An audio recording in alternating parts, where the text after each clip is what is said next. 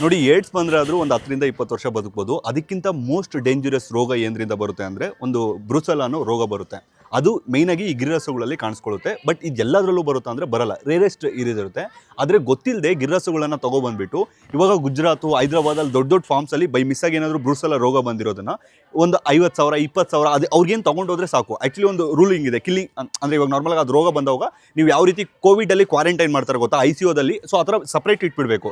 ಅದು ಯಾವುದೇ ಕಾರಣಕ್ಕೂ ಅದು ಕುಡಿಯುವಂಥ ನೀರು ಅಥವಾ ಮಿಲ್ಕಿಂಗ್ ಏನು ಇದು ಮಾಡಬಾರ್ದು. ಬಟ್ ಅದು ಗೊತ್ತಿಲ್ಲದೆ ದಳ್ಳಾಳಿಗಳು ಗುಜರಾತ್ ಅಥವಾ ಬೇರೆ ಕಡೆಯಿಂದ ತಗೊಬಂದ್ಬಿಟ್ಟು ಇಲ್ಲಿ 2-2.5 ಲಕ್ಷ ರೂಪಾಯಿಗೆ ಸೇಲ್ ಮಾಡ್ತಿದ್ದಾರೆ. ಬ್ರೂಸೆಲ್ಲಾ ಎಷ್ಟು ಡೇಂಜರಸ್ ಅಂದರೆ ಆ ಮಿಲ್ಕನ್ನು ಏನಾದರೂ ನೀವು ಸರಿಯಾಗಿ ಬಾಯ್ಲ್ ಮಾಡದೆ ಕುಡಿದ್ರೆ ನಿಮಗೆ ಇಮಿಡಿಯೇಟ್ ಆಗಿ ನೀವು ತುಂಬ ಸೀರಿಯಸ್ಗೆ ಹೋಗ್ತೀರಾ. ಅಷ್ಟೇ ಯಾಕೆ, ನಿಮ್ಗೇನಾದರೂ ಇವಾಗ ಚರ್ಮದ ಮೇಲೆ ಏನಾದ್ರು ಡ್ಯಾಮೇಜ್ ಇತ್ತು, ಸೊ ಅದೇನಾದರೂ ಬ್ರೂಸೆಲ್ಲಾ ಮಿಲ್ಕ್ ಏನಾದರೂ ನಿಮ್ಮ ಹತ್ರ ಟಚ್ ಆಯಿತು ಅಂದರೆ ನಿಮಗೂ ಕೂಡ ತುಂಬ ಡೇಂಜರಸ್ ಆಗಿರುತ್ತೆ.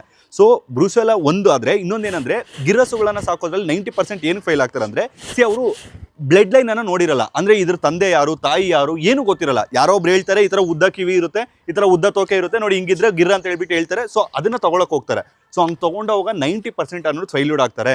ಸೊ ದಯವಿಟ್ಟು ಯಾರಾದರೂ ನೋಡ್ತಿದ್ರೆ ಜನ, ಫಸ್ಟು ಆ ಬ್ರೂಸೆಲ್ಲಾ ಗಿರ್ರಸು ತೊಗೊಳಕ್ಕೆ ಮೊದಲು ಬ್ರೂಸೆಲ್ಲಾ ಟೆಸ್ಟ್ ಕಂಪಲ್ಸರಿ ಮಾಡಿಸ್ಲೇಬೇಕು. ಆ್ಯಂಡ್ ಎರಡನೇದು ಬಂದುಬಿಟ್ಟು ನೀವು ಬ್ರೂಸೆಲ್ಲಾ ಟೆಸ್ಟ್ ಜೊತೆ ದಳ್ಳಾಳಿಗಳ ಹತ್ರ ಇವ್ರ ಹತ್ರ ತೊಗೊಳಕ್ಕೆ ಹೋಗಬೇಡಿ. ಫಸ್ಟು ನಾಲೆಜ್ ನೋಡಿ. ಇವಾಗ ಯಾರೇ ಹತ್ರ ಏನೋ ಬಿಸ್ನೆಸ್ ಮಾಡ್ತೀರಂದ್ರು ಅವ್ರಿಗೆ ಆ ಫೀಲ್ಡಲ್ಲಿ ಎಷ್ಟು ನಾಲೆಜ್ ಇದೆ, ಕರೆಕ್ಟಾಗಿ ಮಾಹಿತಿ ಕೊಡ್ತಿದ್ದಾರಾ ಇಲ್ವಾ, ಸೊ ಅದನ್ನ ನೋಡಿಬಿಟ್ಟು ತೊಗೊಳ್ಳಿ ದಯವಿಟ್ಟು. ಸೊ ಗಿರ್ರಸು ಅಲ್ಲಿ ಕರ್ನಾಟಕದಲ್ಲಿ ಅಲ್ಲ, ಇಡೀ ಸೌತ್ ಇಂಡಿಯಾದಲ್ಲಿ 90% ಫೇಲ್ಯೂರ್ ಆಗ್ತಿದ್ದಾರೆ ಬಿಕಾಸ್ ಆಫ್ ಒಂದು ಬ್ಲಡ್ ಲೈನ್, ಮತ್ತು ಇನ್ನೊಂದು ಅದಕ್ಕೆ ಸರಿಯಾಗಿ ನಾಲೆಜ್ ಇಲ್ಲದೆ ಸರಿಯಾಗಿ ಮೇಂಟೈನ್ ಮಾಡೋಕ್ಕಾಗ್ತಿಲ್ಲ. ಸೊ ದಯವಿಟ್ಟು ನೀಟಾಗಿ ನೋಡಿ ತೊಗೊಳ್ಳಿ. ನಿಮ್ಗೆ ಏನಾದರೂ ಹೆಚ್ಚಿನ ಮಾಹಿತಿ ಬೇಕಿತ್ತು ಗಿರ್ರಸು ಬಗ್ಗೆ ಅಥವಾ ಬ್ಲಡ್ ಲೈನ್ ಅಥವಾ ಯಾವ್ದಾದ್ರು ಒಳ್ಳೆ ತಳಿ ಬೇಕಿತ್ತು ಅಂದರೆ ಕೆಳಗಡೆ ಸುಹಾಸ್ ಅಂತ ಅವ್ರ ನಂಬರ್ ಕೊಟ್ಟಿರ್ತೀವಿ.